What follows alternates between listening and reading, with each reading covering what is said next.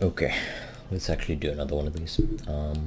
This video is in short going to be about keybinds and macros, and I suppose the related add-ons. There's a few, so I guess we start with keybinds. As you can see, I have everything bound to 1 through 9, Control 1 through 9, Shift 1 through 9, Alt 1 through 9, and a few random keys, Control QWE, Shift QSE. This is because my auto run is bound to Shift W. And then basically what would be the 10, 11, 12 keys over here, and same here. So the first question you might have is, what the fuck am I doing with keybinds such as Control 6, Control 7, Control 8? The short answer is I have a Razer Naga, so it poses absolutely no trouble to me to press all of these keys at the back because I have the mouse buttons.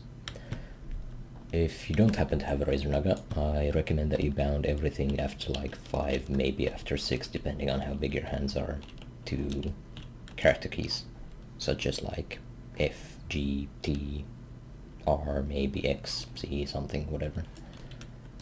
If you do have a Razer Naga, that's great because Nagas are awesome. Okay.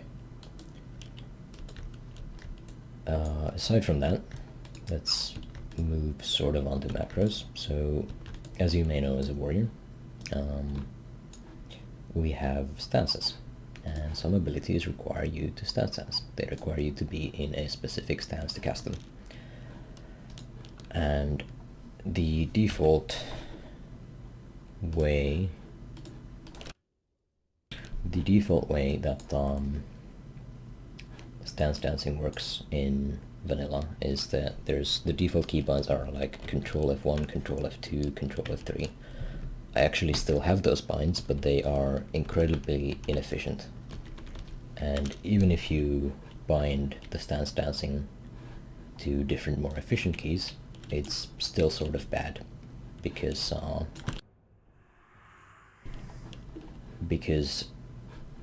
you still have to do 2 separate actions to get an ability out. So basically, sorry, I'm getting interrupted. Okay, so basically, instead of that, I recommend that you just literally macro everything. And let's just actually show you those right away. Oh no, let's actually talk about the required add-ons first. There's basically 3 of them.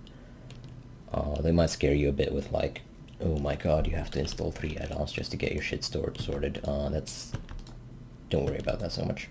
The first 2 add-ons, they are Super Macro and Improved Error Frame. You might have them already. If you don't, I recommend you get them. They're amazing, and they are very non-invasive add-ons. Super Macro just adds more macro functionality that isn't in the default macros, and that's all it does. And Improved Error Frames just gets like, if you have a Lua error in vanilla, it's going to pop up this huge error screen in the middle of your screen, and you have to click out of it, and it gets in the way, and you have a hard time playing if you have like an add-on constantly spewing errors out at you. But if you install Improved Error Frames, I can actually show you that. So if we have a Lua error, for example, by running a default chat frame add message without closing the brackets, like the maniacal bastards that we are, boop, there we go. We get a Lua error, I paste it in here, and it shows us right here that we had an error, and we can go see what the error was in detail, and that's all it does. So if you're running any sort of add-ons whatsoever, which you really should be if you're raiding, then Improved Error Frames just helps you a lot. It makes having Lua errors bearable. So, okay, moving on. I'm going to assume that you have those add-ons. Then what? Well, let's actually talk about the third add-on. The third add-on is Item Rack. Now, I think there's another add-on that does basically the same for like equipping sets of items quickly. And if you have that add-on, it probably works as well, and you can probably construct macros, or I can construct them for you that use that add-on, I think. I don't know. but the script equip set is a function in item rack, and this cannot be used without having item rack installed. But item rack is another very non-invasive add-on. It's super useful. I recommend you use it. Okay. So first things first, I have keybinds for both my two-hander and my one-hand shield combo. Now you could basically have these in the same hotkey. That's fine. That works, and it, well, sometimes if you have those in the same macro, it can break and cause weird shit to happen, like graying out your shield and it becoming undroppable, like it being in this grayed out state forever and you can't do anything with it. You have to reload UI or relog or something. But that doesn't happen very often, and even if it does, you can probably construct a more robust macro. Especially this function is very robust. It doesn't break nearly as much as just having 3 lines of /equip does. But anyway, this, like, having these separate it serves a purpose. Off the top of my head, a bad example is that I carry a Spinal Reaper around, and it is conceivable that after choosing the proc out of Spinal Reaper, I might want to actually swap into one-hand shield straight away, or to two-hand. I just don't like getting rid of options by automating too much away. I like macros that don't actually take away any options from me. Okay. So let's move on to the basic macros. So for all of my abilities, as you can see, all of my bars for my different stances look almost identical, with the exception of like execute and revenge. And this works because all of my abilities are macroed to their appropriate stances. So if I'm not in battle stance and I press my button for charge, it puts me into battle stance.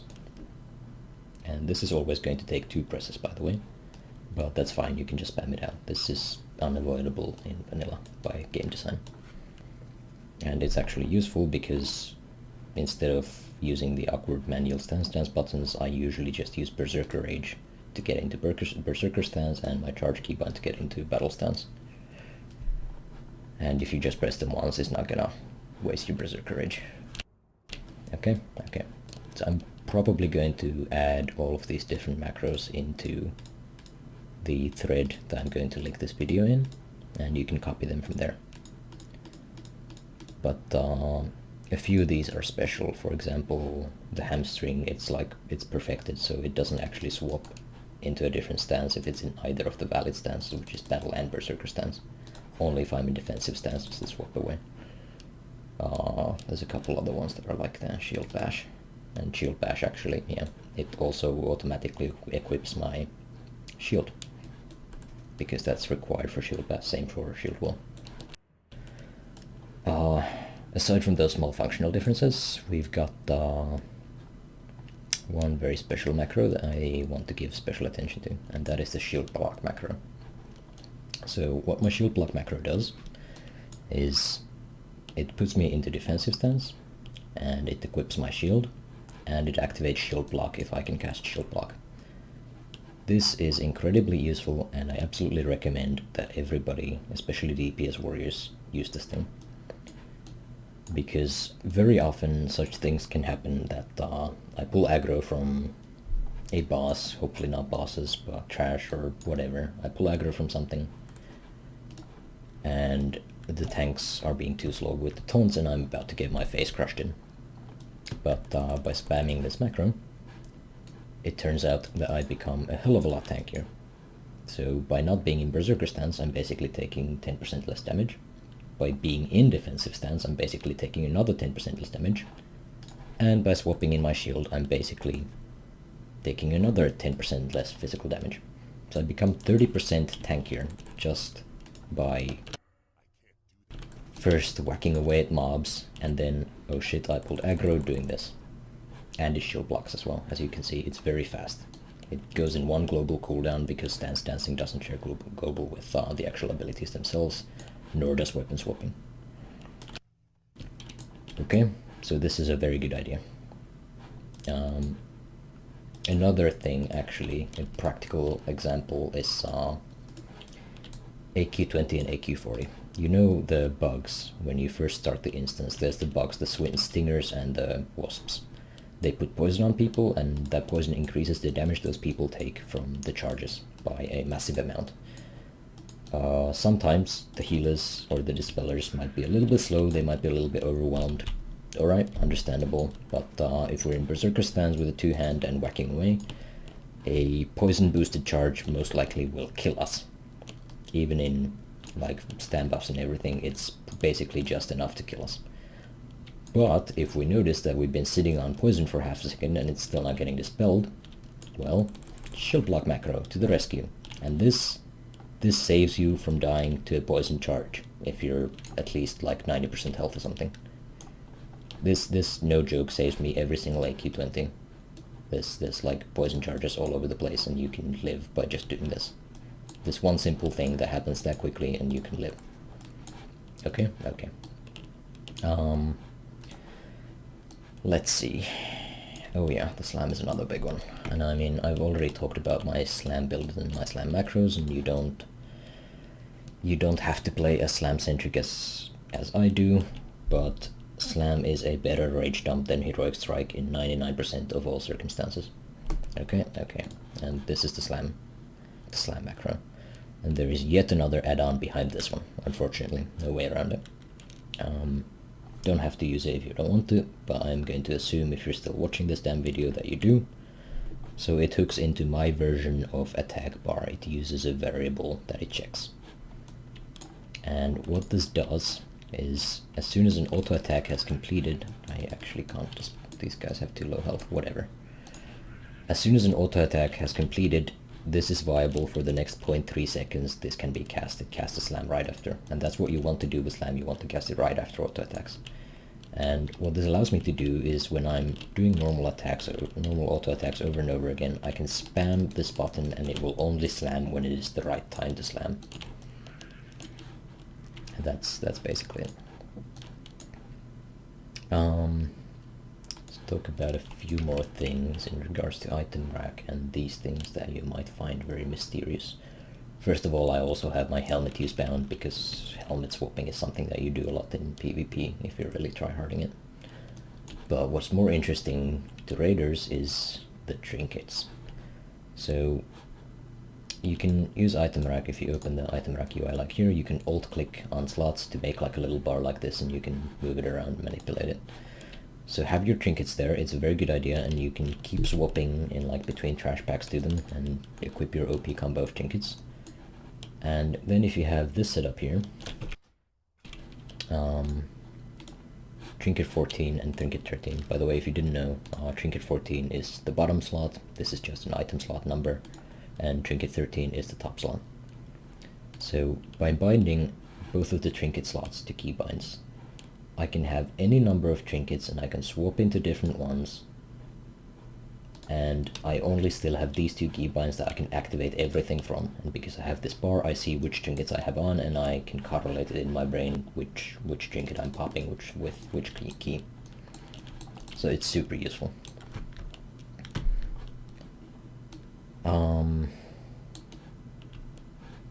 Did I miss something? I feel like I might have missed something. Oh yes, this is one more thing about like key binding stuff. Please, as a warrior, at least bind, well, first of all, you should get whipper roots, but secondly, if you have whipper roots or health pots, please bind them to something. And actually, I should do that as well. Invul pots are very great. Please bind all the shit. The difference in the time it takes you to use this after you notice, oh shit, I'm getting crushed in the face by a boss, the difference it takes you to use these from a hotkey as opposed to either clicking them or, God forsake you, going into your bags and clicking them from there, it can save you very, very often. Yeah.